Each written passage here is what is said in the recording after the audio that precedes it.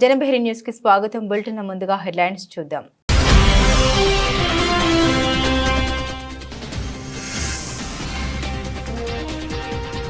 Delhi assembly ఎన్నికల్లో BJP Jayabheri. విజయోత్సవ సభకు హాజరైన ప్రధాని మోదీ.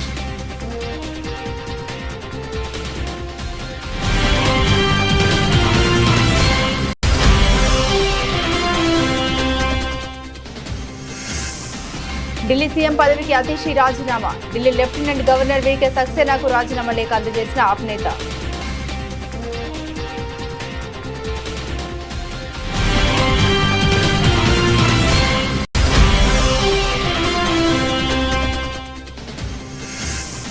బీసీ కమిషన్ సంఘాల ప్రతినిధులతో మంత్రి పొన్నం ప్రభాకర్ సమావేశం. బీసీల సాధికారతపై వారి సూచన సీఎం దృష్టికి తీసుకెళ్తామని హామీ.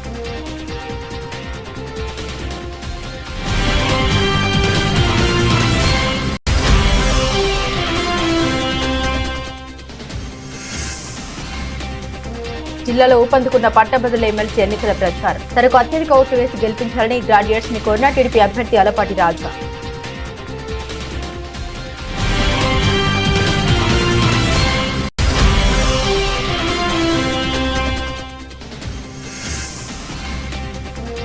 ఢిల్లీ ఎన్నికలను తెలంగాణ ఎన్నికలతో పోల్చిన విడ్డూరమన్న మహేష్ కుమార్ గౌడ్. తెలంగాణలో బీజేపీ ఎప్పటికీ అధికారంలోకి రాదని వ్యాఖ్య.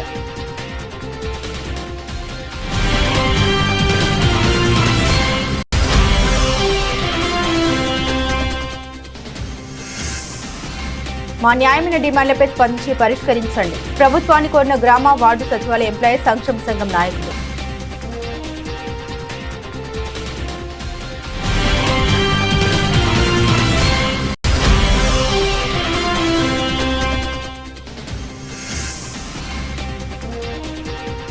కల్హజీ స్థానంలో గెలిచిన కాతేషి ధ్యాన్సులు. సిగ్గు లేకపోతే సరి అంటూ స్వాతి మలివాల్ విమర్శలు.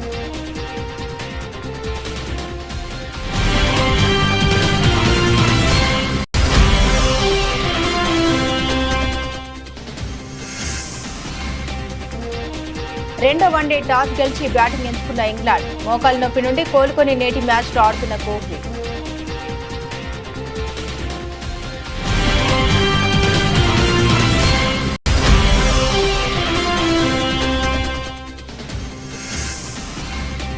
గత వారం రోజుల్లో 2,000కు పైగా పెరిగిన గోల్డ్. తమ వ్యాపారం పడిపోయిందని వాపోయిన వ్యాపారస్తులు.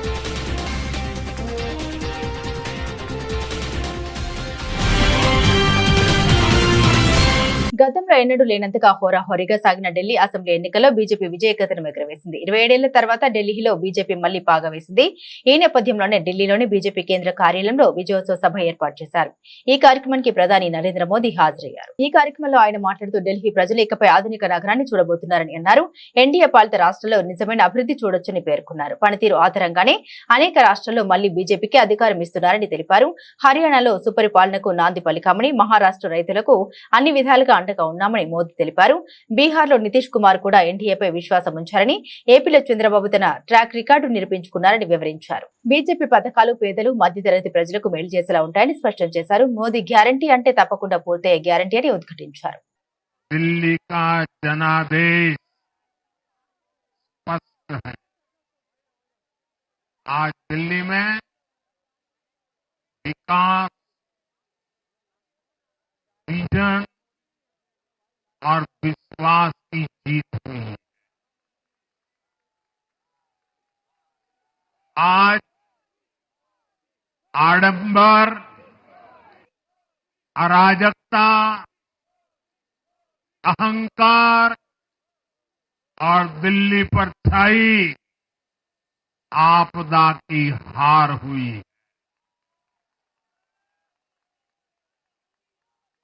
इस नतीजे में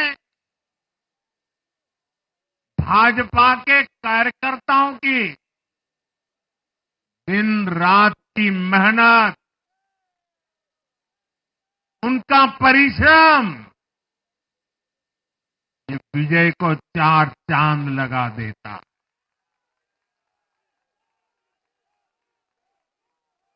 और आप सभी कार्यकर्ता इस विजय के हकदार हैं।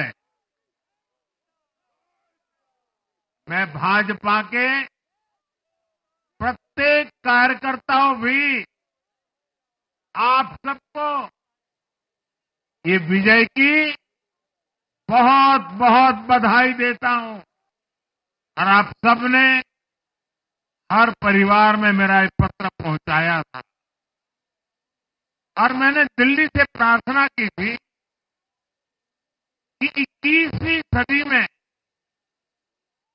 भाजपा को सेवा का अवसर दीजिए, दिल्ली को विकसित भारत की विकसित राजधानी बनाने के लिए भाजपा को मौका दीजिए। मैं दिल्ली के हर परिवारजन को मोदी की गारंटी पर भरोसा करने के लिए दिल्ली वासियों को सर झुका करके नमन करता हूं।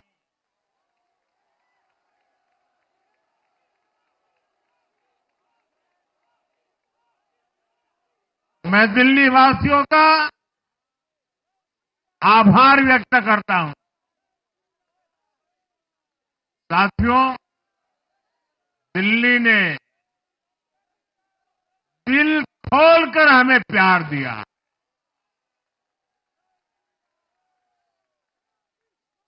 और मैं दिल्ली वासियों को फिर से एक बार विश्वास दिलाता हूं, आपके इस प्यार को सवा गुना करके विकास के रूप में हम लौटाएंगे।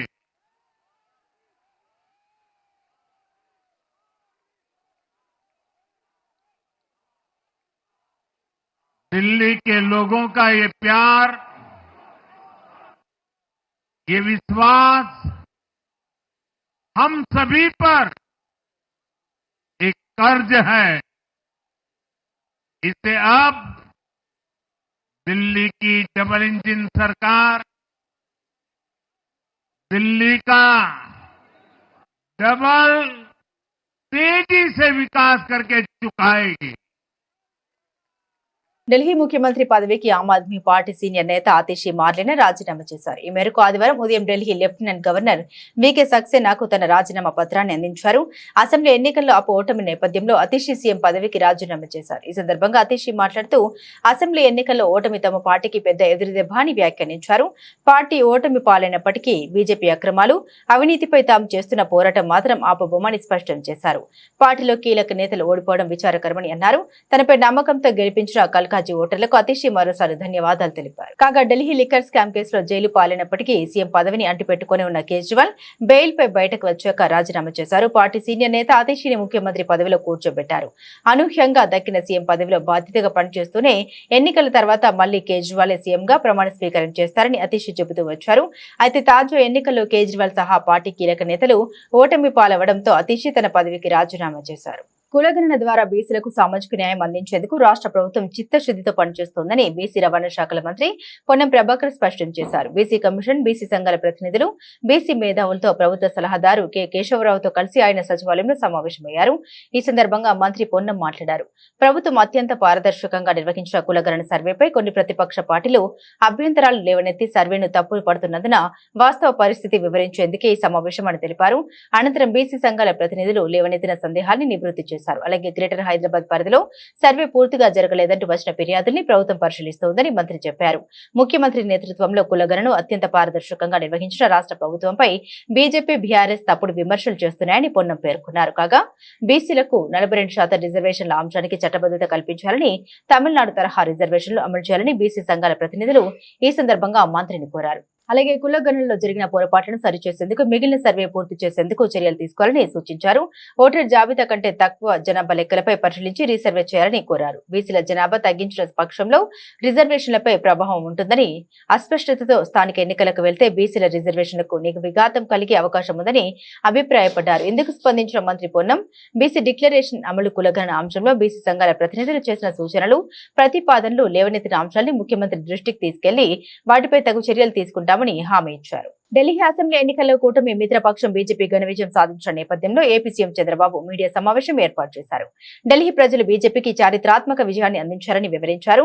ప్రధాని మోదీ సమర్థ నాయకత్వానికి సుస్థిర పాలనకు పట్టం కట్టారని, ఇది దేశ ప్రజలందరి గెలుపు అని అభివర్ణించారు. మనందరం గర్వపడే రాజధాని ఉండాలని కోరుకుంటాం. ఈ రోజు విజ్ఞతతో ఢిల్లీ ఓటర్స్ అందరూ కలిసి 27 సంవత్సరాల తర్వాత బీజేపీని ఎన్నుకున్నారు. ఒక చారిత్రాత్మక విజయం ఇది. ఎందుకు నేను ఈ మాట చెప్తున్నానంటే, ఈ రోజు గెలుపు అనేది ఒక బీజేపీకో ఒక ఢిల్లీలో ఉండే ప్రజలకే కాదు, భారతదేశంలో ఉండే ప్రజలందరికీ ఆత్మ గౌరవానికి సంబంధించిన విషయం. ఈ రోజు ఎక్కడికి పోయినా ప్రపంచంలో మీది ఏ దేశం అంటే భారతదేశం చెప్తాం. మీ రాజధాని ఏదంటే ఢిల్లీ అని చెప్పుకుని గర్వంగా చెప్పుకుంటాం. మనం అందరం కూడా మనకు మంచి భవిష్యత్తు ఉండాలి, ఎక్కువ అవకాశాలు ఎక్కడ ఉంటాయనుకుంటే మన రాజధానికి పోవాలనుకుంటాం. అది రాష్ట్ర రాజధాని గాని దేశ రాజధాని గాని యాస్పిరేషన్స్ ని ఫుల్ఫిల్ చేసే ప్లేస్ గా ఉండాలి. అలాంటి రాజధాని ఇటీవల కాలంలో ఒక వెదర్ పొల్యూషన్, ఒక పొలిటికల్ పొల్యూషన్, ఈ రెండు పొల్యూషన్స్ కలిపి ఢిల్లీకి పోవడం మానేసి ఢిల్లీ నుంచి వేరే ప్రాంతాలకు వెళ్లిపోయే పరిస్థితికి వచ్చారు. ఒకప్పుడు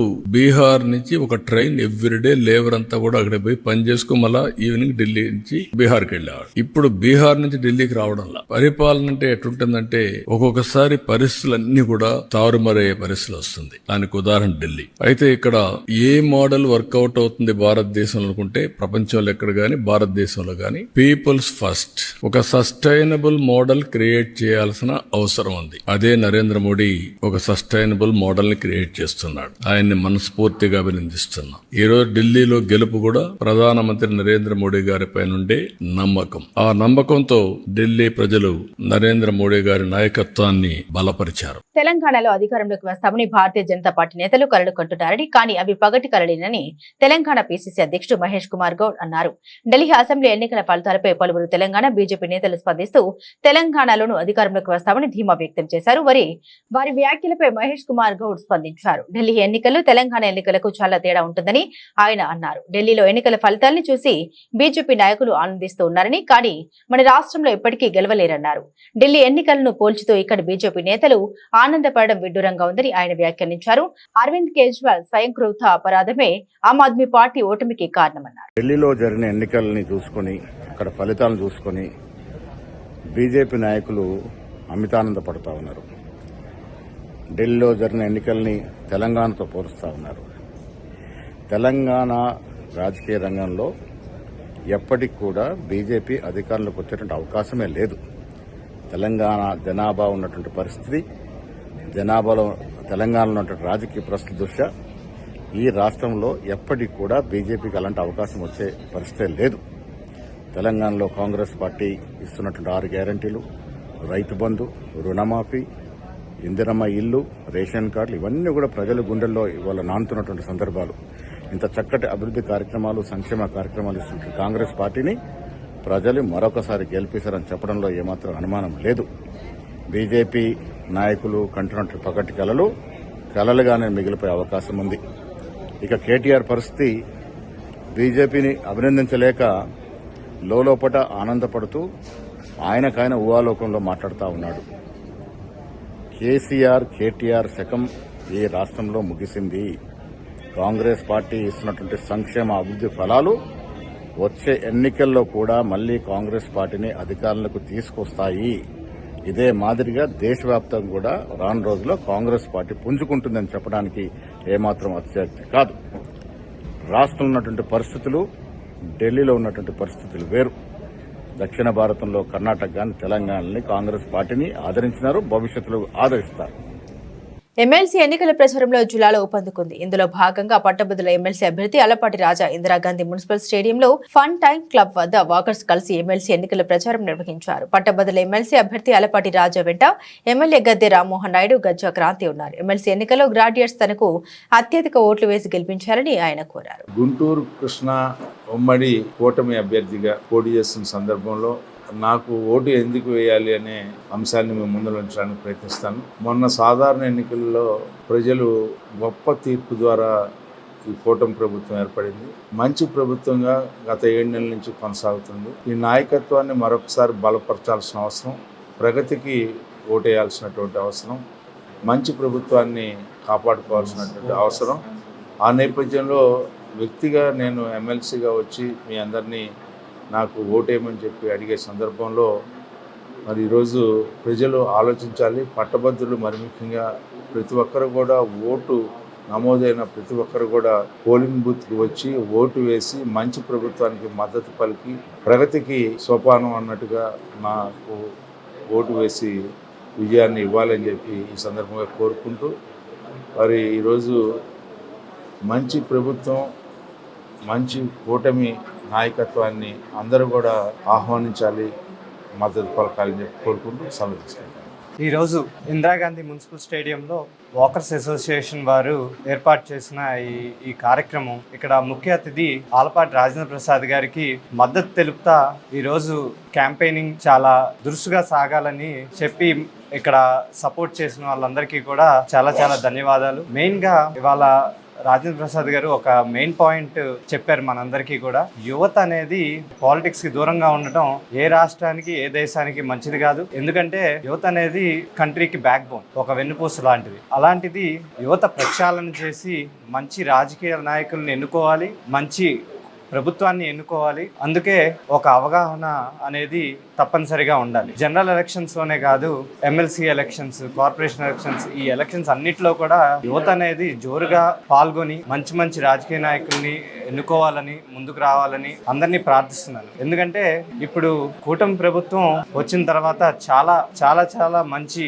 అభివృద్ధి అలాగే సంక్షేమం బ్యాలెన్స్ చేసుకుంటా మంచి పరిపాలనతో దూసుకుపోతా ఉంది. ఈ సమయంలో ఈ 7 నెలల పరిపాలన గురించి ఈ ఎమ్మెల్సీ ఎలక్షన్ అనేది ఒక స్లిప్ టెస్ట్. ఎందుకంటే కూటమి వైపు నుండి క్యాండిడేట్ ఆలపాటి రాజేంద్ర ప్రసాద్ గారికి మనందరం మద్దతు తెలిపి గ్యారంటీగా గెలుపు అనేది తథ్యం.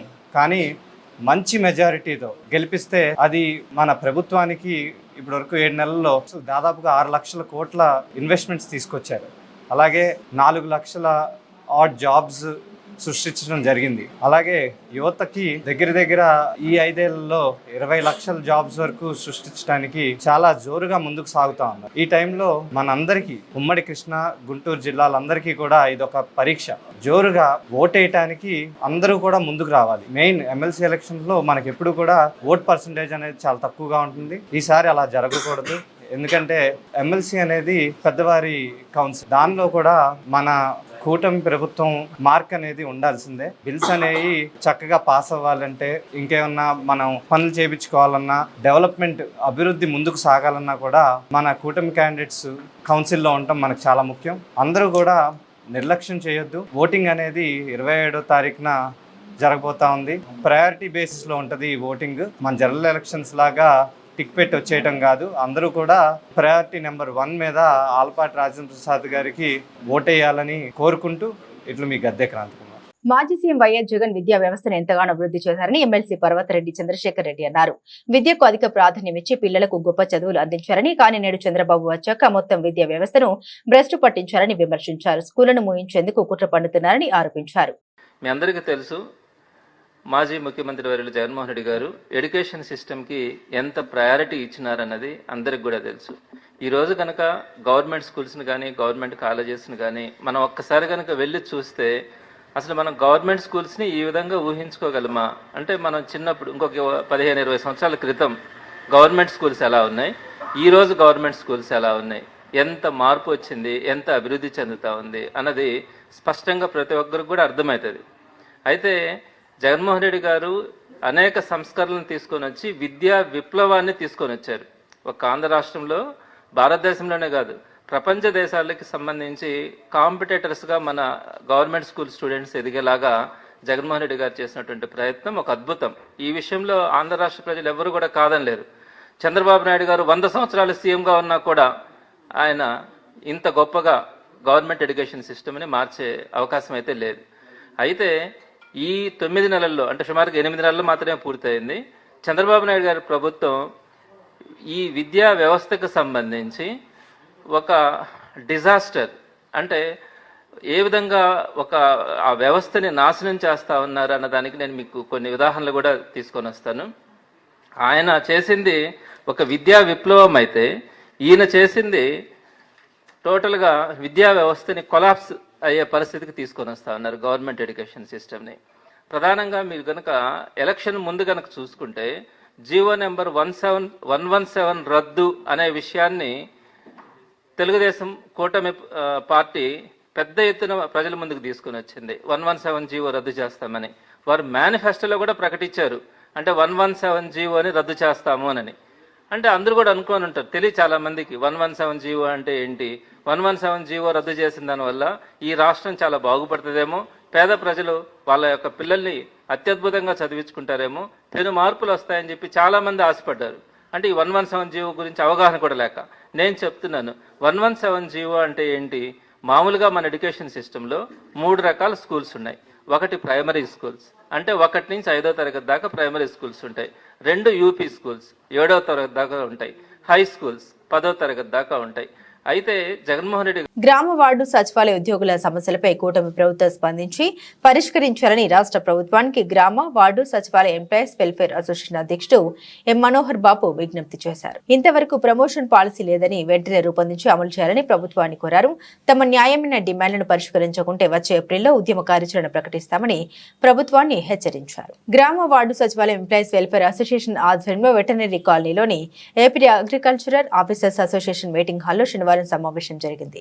ఈ సమావేశంలో అసోసియేషన్ రాష్ట్ర అధ్యక్షులు ఎం మనోహర్ బాబు, రాష్ట్ర ప్రధాన కార్యదర్శి కె అజయ్ బాబు, అసోసియేషన్ అధ్యక్షుడు కె బాబురావులు పాల్గొని మాట్లాడారు. తమకు జీత భత్యాలు మదర్ డిపార్ట్మెంట్ నుండి చెల్లించాల్సిందిగా ప్రభుత్వాన్ని కోరారు. జీవో ఎంఎస్ 107 అనుసరించి జాబ్ చార్ట్ అమలు పరచాలని, సెక్రటరీ స్థానంలో ఆఫీసర్గా హోదాను మార్చాలని, ప్రమోషన్ పాలసీ ఇంతవరకు రూపొందించలేదని, ప్రమోషన్ పాలసీని రూపొందించి అమలు చేయాలని కూటమి ప్రభుత్వం తమ సమస్యలపై అసెంబ్లీలో చర్చించి న్యాయం చేయాలని విజ్ఞప్తి చేశారు. ప్రభుత్వం న్యాయం చేయని పక్షంలో వచ్చే ఏప్రిల్ నెలలో ఉద్యమ కార్యాచరణ ప్రకటిస్తామని ప్రభుత్వాన్ని హెచ్చరించారు.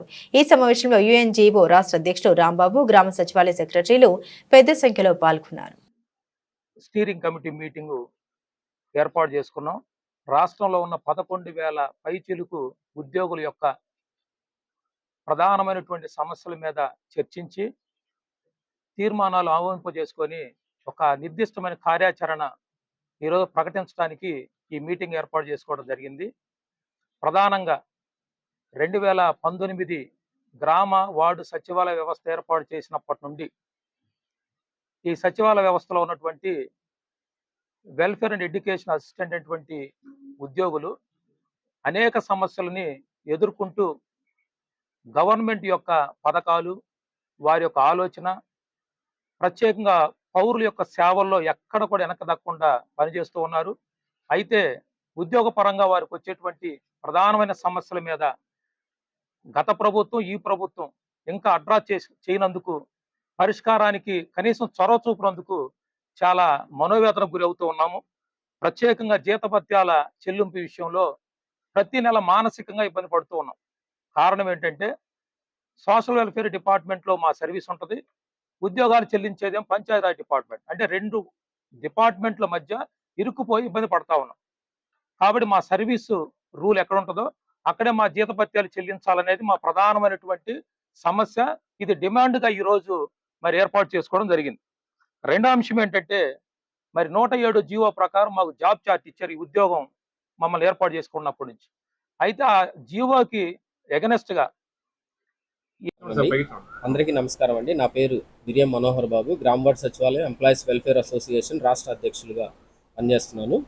ఈరోజు ఇక్కడ విజయవాడలోని అగ్రికల్చర్ భవన్లో రాష్ట్రంలో ఉన్న వెల్ఫేర్ మిత్రుల సమస్యలు, వాటి యొక్క ప్రణాళిక ఎలా సాధించుకోవాలి అనే దాని మీద రాష్ట్ర స్థాయి కార్యవర్గ సమావేశం ఈరోజు ఇక్కడ జరుగుతుంది. ప్రధానంగా వెల్ఫేర్లు, రాష్ట్రంలో ఉన్న వెల్ఫేర్లు ఎదుర్కొన్న ప్రధాన సమస్యలు, మేము జాబ్ జాయిన్ అయ్యి రేపు అక్టోబర్ 1వ తారీఖు 6 సంవత్సరాలు పూర్తి 7వ సంవత్సరం వస్తుంది. ఇంతవరకు మాకు ప్రమోషన్ ఛానల్ అనేది ప్రభుత్వం వాళ్ళు ఇంకా క్రియేట్ చేయలేదు. దాని మీద రెండోది మాకు జాబ్ చార్ట్, స్పష్టమైన జాబ్ చార్ట్ అనేది లేదు. ఎందుకంటే మాకు అన్ని రకాల డిపార్ట్మెంట్ల నుంచి మాకు వర్క్ కేటాయించడం వల్ల ఒక డిపార్ట్మెంట్ వాళ్ళు మా వర్క్ ముందు చేయండి, ఇంకో డిపార్ట్మెంట్ వాళ్ళు మా వర్క్ ముందు పూర్తి చేయండి అని చెప్తూ మా మీద తీవ్రమైన మానసిక ఒత్తిడికి గురి చేస్తున్నారు. కాబట్టి మేము స్పష్టమైన జాబ్ చార్ట్ కోసం మేము అడుగుతున్నాం. మూడోది జీతభత్యాలు. మా జీతభత్యాలు మా పేరెంట్ డిపార్ట్మెంట్ నుంచి ఇవ్వాల్సిందిగా మేము కోరుతున్నాం. ఎందుకంటే మాకు సంబంధించి సోషల్ వెల్ఫేర్ డిపార్ట్మెంటు మాకు ఎస్ఆర్ ఓపెన్ చేయడం కానీ, అన్నీ మా రిక్రూట్మెంట్ కానీ మాకు సంబంధించి అన్నీ కూడా సోషల్ వెల్ఫేర్ డిపార్ట్మెంటే చూసుకుంటున్నారు. ఓన్లీ ఒక జీతాలు మాత్రమే వేరే డిపార్ట్మెంట్ వాళ్ళు పెడుతున్నారు. అలా కాకుండా జీతభత్యాలు కూడా మా పేరెంట్ డిపార్ట్మెంట్ నుంచి మాకు ఇవ్వవలసిందిగా మేము కోరుతున్నామండి. ఈ 3 ప్రధాన సమస్యలు, ఈ ప్రధానంగా మేము సాధించుకోవాల్సిన సమస్యలు, వీటి మీద ఈరోజు సమావేశం ఇక్కడ ఏర్పాటు చేయడం జరిగింది. ఢిల్లీ అసెంబ్లీ ఎన్నికల్లో ఆమ్ ఆద్మీ పార్టీ హేమహేమిలు మట్టి కరిచారు. కల్కాజీ స్థానం నుండి గెలిచిన ముఖ్యమంత్రి అతిషి మాత్రం సంబరాలు చేసుకున్నారు. కార్యకర్తలతో కలిసి డ్యాన్సులు చేశారు. అతిషి సెలబ్రేషన్స్ వీడియోలు వైరల్ అవుతున్నాయి. దీనిపై రాజ్యసభ సభ్యురాలు స్వాతి మలివాల్ స్పందించారు. ఓవైపు ఆమ్ ఆద్మీ పార్టీ ఎన్నికల్లో కుదేలైతే అదేమీ పట్టినట్టు అతిషి సిగ్గు లేకుండా డ్యాన్సులు చేస్తున్నారు అంటూ మలివాల్ మండిపడ్డారు. అధినేత అరవింద్ కేజ్రీవాల్ భవిష్యత్తు గురించి తలుచుకొని తీవ్ర ఆవేదనకు గురవుతుంటే అతిషికి చీమ కుట్టినట్టుగా కూడా లేదని విమర్శించారు. టీమిండియా ఇంగ్లాండ్ మధ్య 3 వన్డేల సిరీస్ లో భాగంగా నేడు 2వ వన్డే జరుగుతుంది. కటక్లోని బారాభతి స్టేడియం ఈ మ్యాచ్ కు వేదిక. ఈ పోరులో టాస్ గెలిచిన ఇంగ్లాండ్ బ్యాటింగ్ ఎంచుకుంది. 4 ఓవర్లు ముగిసేసరికి ఇంగ్లాండ్ స్కోర్ వికెట్ నష్టపోకుండా 28 పరుగులు. ఓపెనర్లు బెన్ డకెట్ 22, ఫిల్ సాల్ట్ 6 పరుగులతో ఆడుతున్నారు. మోకాలు నొప్పితో తొలి వన్డేకు దూరమైన విరాట్ కోహ్లీ ఈ మ్యాచ్ లో ఆడుతుండడం టీమిండియాకు సానుకూల అంశం. కోహ్లీ జట్టులోకి రావడంతో యశస్వి జైస్వాల్ ను తప్పించారు. ఈ మ్యాచ్ ద్వారా మిస్టరీ స్పిన్నర్స్ వరుణ్ చక్రవర్తి అంతర్జాతీయ వన్డే క్రికెట్ లో అరంగేట్రం చేస్తున్నారు. ఈ సిరీస్ లో తొలి వన్డేలో టీమిండియా విజయం సాధించడం తెలిసిందే. ఇవాల్టి 2వ వన్డే కూడా గెలిస్తే సిరీస్ టీమిండియా వశమవుతుంది. దేశవ్యాప్తంగా ఈరోజు బంగారం, వెండి ధరలు స్థిరంగా ఉన్నాయి. ఈ క్రమంలో నేడు ఫిబ్రవరి 9, 2025వ తేదీన ఉదయం 6:23 గుడ్ రిటర్న్స్ వెబ్సైట్ ప్రకారం చూస్తే 24 క్యారెట్ల 10 గ్రాముల బంగారం ధర 86,670 రూపాయలుగా ఉండగా 22 క్యారెట్ల 10 గ్రాముల గోల్డ్ రేటు 79,450 రూపాయలకు చేరుకుంది. ఈ క్రమంలో గత 8 రోజుల్లో బంగారం ధరలు దాదాపు 2,000 రూపాయలకు పైగా పెరిగాయి. ఇదే 24 క్యారెట్ల 10 గ్రాముల పసిడి ధర ఫిబ్రవరి 1న 84,490 రూపాయలుగా ఉంది. ఇక వెండి రేట్ల విషయానికి వస్తే గత 8 రోజుల్లో కూడా ఇవి హెచ్చు తగ్గులకు లోనవుతూ ఒకే స్థాయికి వచ్చాయి. ప్రస్తుతం కిలో వెండి ధర 99,500 రూపాయలు ఉండగా ఫిబ్రవరి 1వ తేదీన కూడా వెండి రేటు ఇదే స్థాయిలో ఉంది. అంతేకాదు పుత్తడి ధరలు భవిష్యత్తులో 1,00,000 రూపాయలకు చేరుతాయని నిపుణులు చెబుతున్నారు. ఈ క్రమంలో బంగారం ధర క్రమంగా పెరగడం వల్ల గత 8 రోజుల్లో తమ వ్యాపారం 25% పడిపోయిందని పలువురు వ్యాపారులు అన్నారు. పెళ్లిళ్ల సీజన్ కావడంతో కస్టమర్ల రాక బాగానే ఉంది. కానీ ప్రస్తుతం 22 క్యారెట్ల బంగారు ఆభరణాలకు బదులు అనేక మంది 18 క్యారెట్ల బంగారు ఆభరణాల వైపు మొగ్గు చూపుతున్నారని వెల్లడించారు. ఈ క్రమంలో ప్రస్తుతం బంగారం ధరల పెరుగుదల ట్రెండ్ కొనసాగుతుందని అన్నారు. దీనికి ప్రధాన కారణం ప్రపంచవ్యాప్తంగా ఉన్న పరిస్థితులతో పాటుగా దేశీయ అంశాలు కూడా కారణాలుగా ఉన్నాయన్నారు. బులెటిన్ ముగించే ముందు హెడ్లైన్స్ మరోసారి.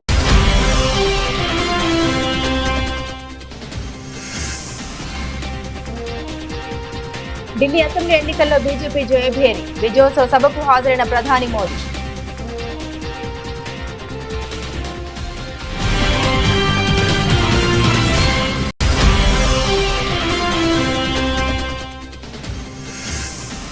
ఢిల్లీ సీఎం పదవికి అతిషి రాజీనామా. ఢిల్లీ లెఫ్టినెంట్ గవర్నర్ వీకే సక్సేనాకు రాజీనామా లేఖ అందజేసిన ఆప్ నేత.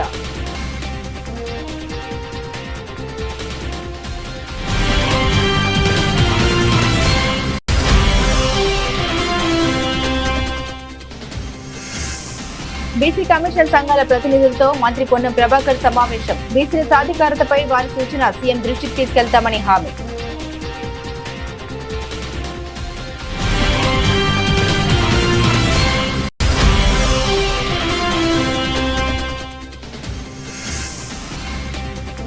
జిల్లాలో ఊపందుకున్న పట్టభద్రుల ఎమ్మెల్సీ ఎన్నికల ప్రచారం. తనకు అత్యధిక ఓట్లు వేసి గెలిపించాలని గ్రాడ్యుయేట్స్ ని కోరిన టీడీపీ అభ్యర్థి అలపాటి రాజా.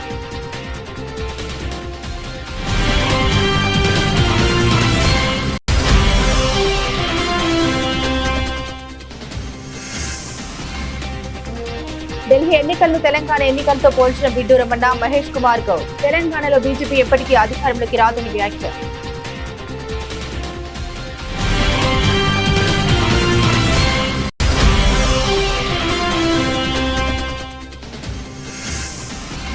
మా న్యాయమైన డిమాండ్లపై స్పందించి పరిష్కరించండి. ప్రభుత్వాన్ని కోరిన గ్రామ వార్డు సచివాలయ ఎంప్లాయీస్ సంక్షేమ సంఘం నాయకులు.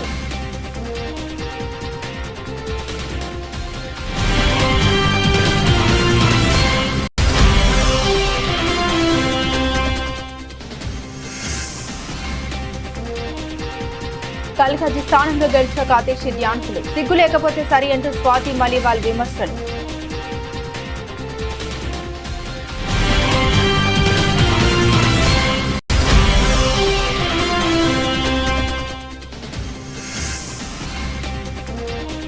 రెండో వన్డే టాస్ గెలిచి బ్యాటింగ్ ఎంచుకున్న ఇంగ్లాండ్. మోకాలు నొప్పి నుండి కోలుకొని నేటి మ్యాచ్లో ఆడుతున్న కోహ్లీ.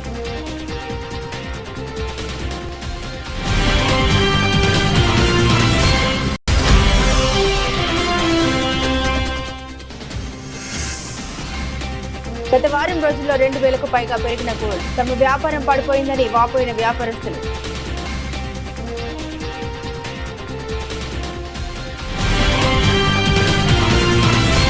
ఇవి బులెటిన్లోని విశేషాలు. తిరిగి మరో బులెటిన్తో మళ్ళీ కలుసుకుందాం. అంతవరకు సెలవు. నమస్కారం.